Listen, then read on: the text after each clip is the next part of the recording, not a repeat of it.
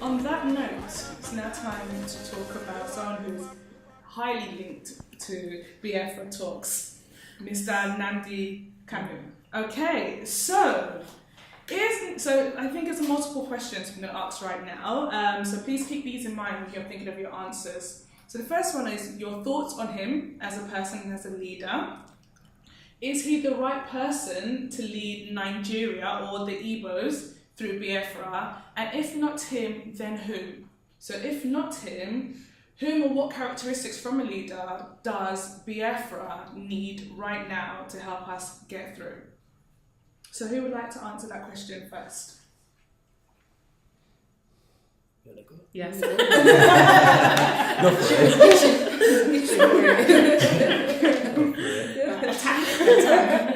So I haven't done much research on Nnamdi Kanu. Like, I'm more versed in Nigerian history and politics. So with Nnamdi Kanu, in terms of is he the right person?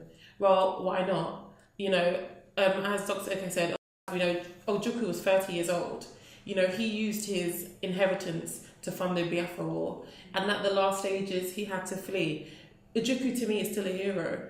At a young age, when he could have, taken his Rolls Royce to England and drove around London with his family and lived a very peaceful life, he, took himself to the battlefield, as a young man. Nnamdi Kanu, also British, a British man by passport, living in London, living in the UK, has his family, quite young, doesn't have to be the face of this Biafra movement, but someone has, not that he's a sacrificial lamb, because God forbid, that I don't want him to become a martyr. The bottom line, he's fighting a cause that is in a lot of our hearts, but he's the only person to date that has been so vocal and so brave to do this. Before Nelson Mandela went to prison, they were saying the same things about him. Who is he? Why him? He's a terrorist.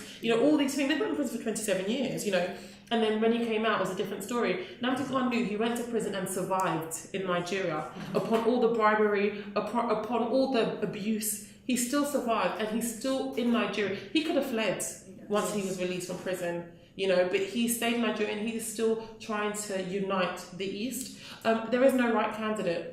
There is no Jesus. Do you know what I mean? Like, no one's going to come and be the savior. No one's going to be perfect. But the bottom line is he started this conversation and he's got the movement, and I like listening to him speak. I love seeing the fact that, he's going to different states, he's having those conversations, he's bringing out, the dialogue that we've been suppressing for all these years.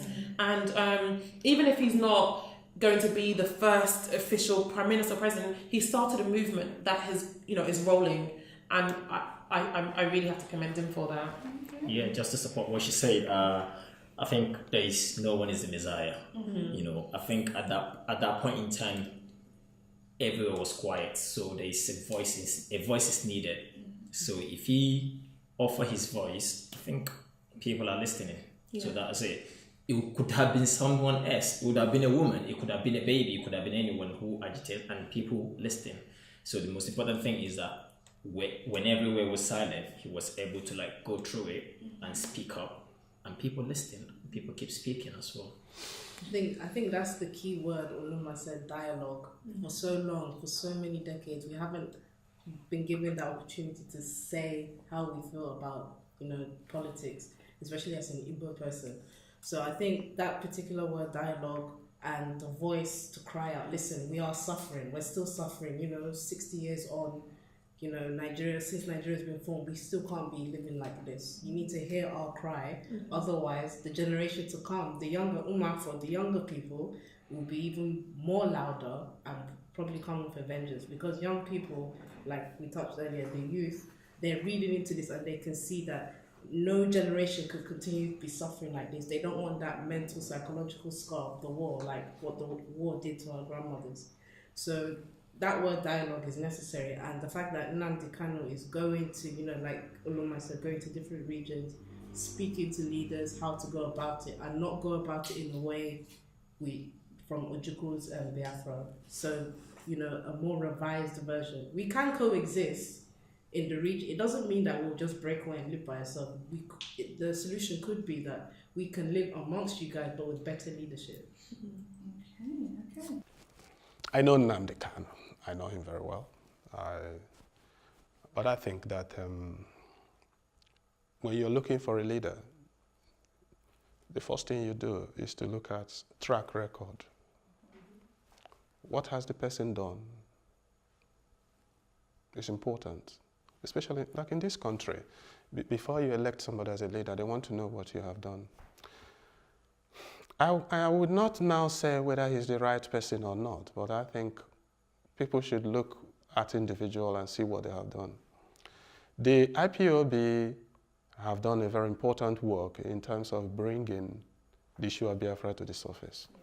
But I will also say that IPOB is not the first organization that has done this. We have seen it with MASOB. And what was the end result of MASOB? MASOB is still existing today, but the leader is a multi-millionaire. After the Civil War, Biafra became a franchise which a lot of people have exploited. Umezurike is one of them. Nnamdi Kanu used to work with Umezurike. He fell out with Umezurike, and he broke away his own faction. Before he set up Radio Biafra, I was with him. I know him. We discussed the issue of Biafra because the issue of Igbo suffering is one thing that has preoccupied my mind. And there was a demonstration we organized in England 2012 after the Boko Haram started killing Igbos. I was one of the people who organized this project. I was working in Genzi and I coordinated it. I know how much it cost me. But I don't know, I will be talking about this today. So we organized that protest as Nigerians living in London, and people were speaking in camera. I refused to speak in camera because I didn't want to get too exposed at that point. And after that meeting, I called people together, including Nnamdi Kanu and many people, and met all of them, and I said, we need to have an organization of Igbos to use it as a framework for making a change, because you cannot change a society if you are not organized. So we held several meetings. The last meeting we held was in Dagenham. And during that meeting, we were trying to agree on a name. And I did explain to them that Igbos are one of the groups in England that has up to 400 organizations. And I said, we need to come together as at least one umbrella organization and at least then know what we are doing. So we almost agreed on the name of the organization when Nnamdi said we need to start with a radio. And he explained why we need to start with a radio. I said, that's fine. And I said, we need to get an estimate. He brought me an estimate of about 160,000 to set up a radio. But we had a disagreement in terms of the radio establishment because I found out that the radio was going to be his personal organization. And I insisted that you cannot have a radio of Biafra which does not have an editorial board, which is not under scrutiny, who is going to manage what you're going to say. So on that point, and I said, no, if we have a radio, that's fine, but radio is not the only thing. What we need to do is to have a radio, educate the people to understand what the problem is, so that we can start building a house from the foundation. Because the foundation of the Igbo problem is that the leaders we have in Nigeria are terribly corrupt. But obviously, he has a different way, so he went. And the sum total of it is that I parted ways with him, and I told him I cannot be a part of an organization which is not accountable. He went and started Radio Biafra, and people can listen to what he said and whether it's the kind of things they want to hear. And the rest is history. Now he has mobilized the people, but where is the structure to deliver the dream of the people? Since his mobilization of the people, the number of army soldiers in eastern Nigeria has quadrupled. The number of police stations, checkpoints in East Nigeria has quadrupled. Igbos have become more scrutinized. Customs are more intent on stopping our business. Things has gotten worse. And yet, the political class has not bought into his agenda. Now, how do you liberate the people when you are not working in tandem with the political class who are also your brother? Because none of us is more Igbo than any other. And if we believe in a democratic society, we should have a society where people are able to choose. He has mobilized people. Where does he go from here? Breaking away from a country is not eating cake. You have to have a sustained structure. I have read about Nelson Mandela. I lived through the Civil War. I was 5 years old during the Civil War. And one thing I know about liberating the people is that you have to have an organization and people have to believe in it, and you have to have a sustainable policy. What is a sustainable policy?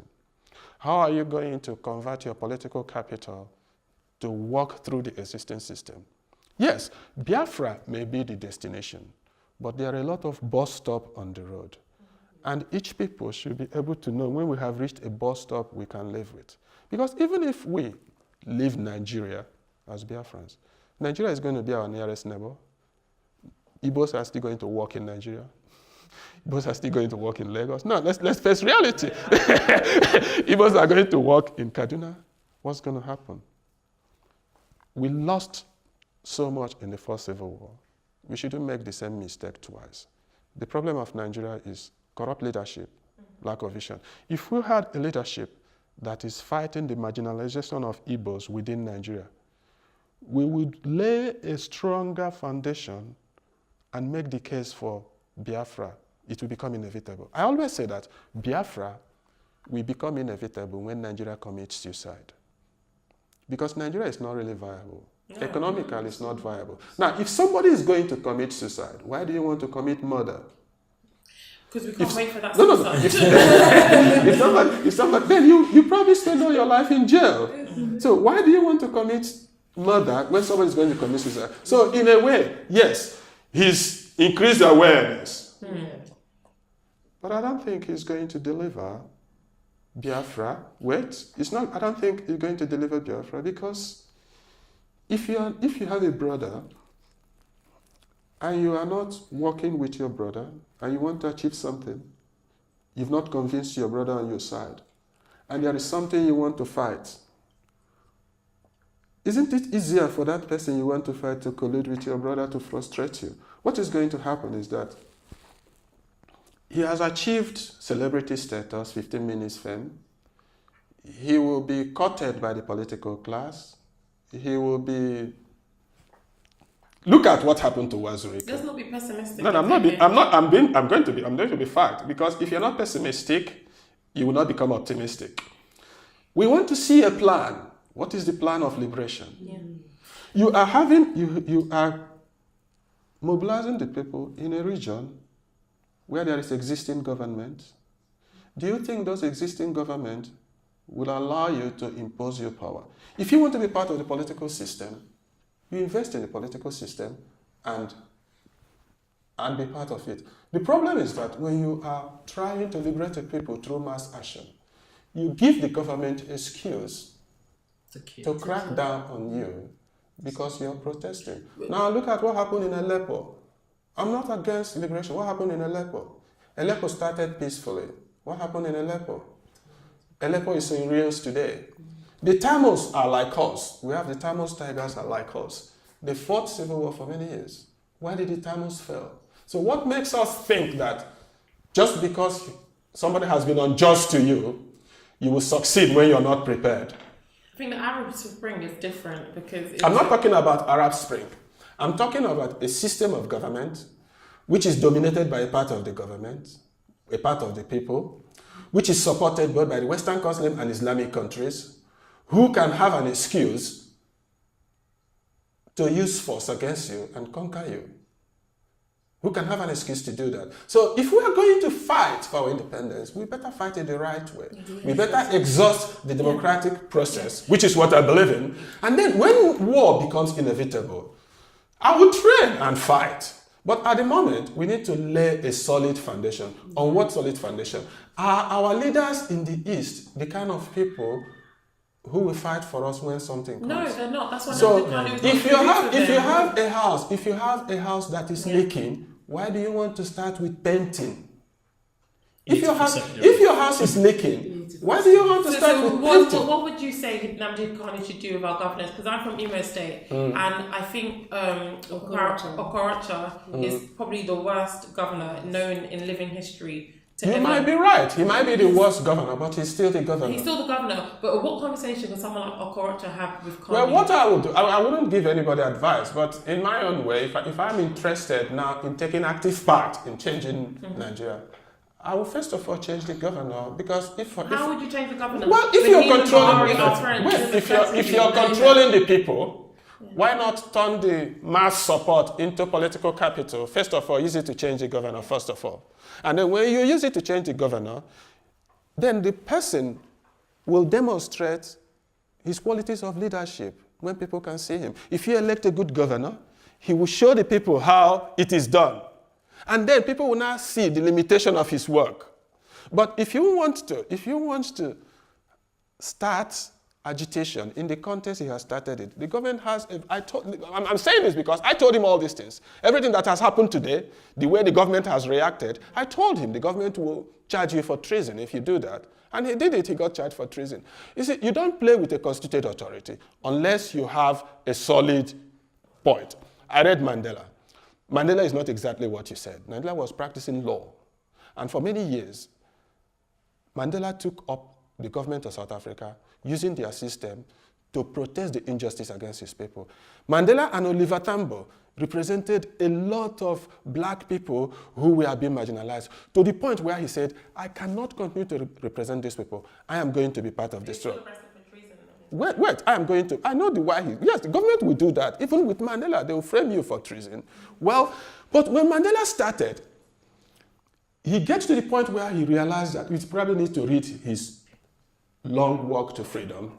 The long walk, that is his own writing. The long walk, No Easy Walk to Freedom. No Easy Walk for Freedom is his own writing. You read it. So you get to the point where he realized, yes, this struggle has to continue in this way because we have exhausted all legal means. We have not fought. If you have a case in court of somebody has been unfair to you, the first thing you do is to grieve. If somebody has been unfair to you, you don't just go to court, you grieve. We've grieved for 50 years. Yeah. No, well, but we have not grieved because we have Igbo governors who will go to Abuja, collect money, and embezzle But it. there's 6 people out of millions. No. We have many Igbo governors. I'm from Abia State. If you go to Aba today, you will cry. I know. I went to You go to Aba. Aba. They sent me a video this morning. I couldn't look at it. Everywhere was flooded. Now, we have had governors who have been governors for 8 years. They become multi-billionaires. Some of them have cases in court, which they are trying to bury. What has happened is that Igbos have had criminal leadership. We've not had the right kind of leadership. And until we have the right kind of leadership in Nigeria to start with, everybody who rises up to pursue Biafra will be seen as a rabble-rouser. Okay, so I want to say something. So we talk about leadership, and politics, but is there ever going to be a stage in Nigerians' history where we are ever going to be able to start afresh and start over, or is corruption embedded in Nigeria overall? So I think it's interesting when Dr. Eke mentioned about committing the suicide. So the suicide I took as a metaphor for the Northern's claim for an Islamic state. So that's for me the suicide, because the Northerners are so hell-bent on having this Islamic state that it will only ever lead to a natural succession between the North and the South, is what I believe to be the suicide of Nigeria. I think that's what you were trying to No, it's not. The thing is that they say that evil flourishes because good men do nothing. Yes. If the time the Northerners declared Sharia state, the president of Nigeria acted, we wouldn't have it. No. A few years ago, I was one of the first people who raised the alarm about the Islamic intentions of Nigerian government. That was when I was writing almost every week, publishing articles in Nigeria, and was trying just to inform people.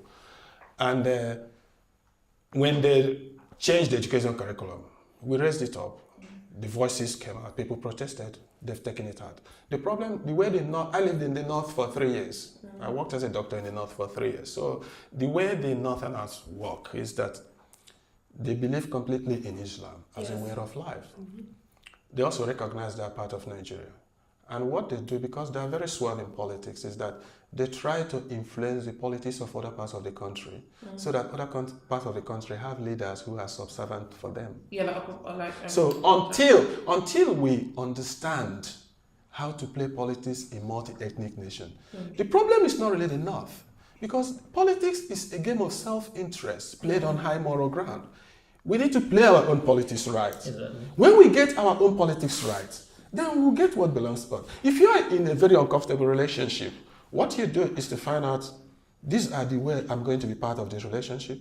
And if you are not particularly interested in respecting my rights within this, then I have no choice. We have not made that case yet. Okay. We have not made that case yet. And until we make that case, it's our fault. If we send people who are not competent to represent us and they mess us up, it's our fault. But do you We believe can't that- blame the North for our poor Do you leadership. believe that they were nominated fairly? Because I know, especially during the last elections, APGA was doing very well in the eastern states, but yet, how many APGA people got seats? So how do we know that our votes are actually being counted fairly? And When I say get your politics right, that's what I mean. Look at APGA, for instance. A few years ago, Obi was the governor of Anambra State. He was in APGA. Okorocha was governor of Imo State. He was in APGA. Ume is in APGA. Okorie was in APGA. But today, these people could not exist. Now, if Ume, Okorie, Okorocha, and Obi could not coexist in APGA, how do you think they will coexist in Biafra? The differences in Igbo society is what's not like the differences in any other society. The difference between an Anambra man, when it comes to politics, and an Igbo man, Igbo person, will almost become the difference between somebody, a Muslim who is a Sharia, and who is a Shia and a Sunni. If you listen to the rhetorics of some of us, so you will know that the issue is really, what values do we want to guide us? It is not about Biafra. If we get Biafra today, I can tell you that we'll be another South Sudan. Knowing the people there. You build a country by having the foundation. The foundation for an independent Biafra has not been laid. I want Biafra, but I want the foundation to be laid. Yeah. Now, if Biafra becomes inevitable, we will fight for Biafra. But we need to get our leadership in Igbo land right. We cannot have the wrong type of people representing us in Nigeria and at the same time looking for independence. Let me tell you what is going to happen. What is going to happen is that the Igbo politicians will side with federal government and they will eviscerate these boys. And that is what I don't want to happen. And I've been shouting. When they started shooting them, they shot a lot of boys in National High School. What did the governor of Abia State do? Anything? I've written and written. When Obi was governor of Anambra State, Igbo boys were found floating in a Zoo River. What have they done?